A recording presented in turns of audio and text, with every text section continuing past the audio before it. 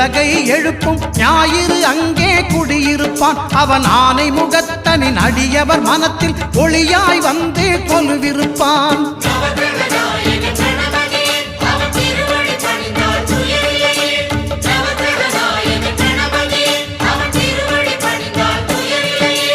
ஒன்பது கோளும் ஒன்றாய் காண அங்கு கற்பகம் என்னும் கடவுளின் மெய்யில்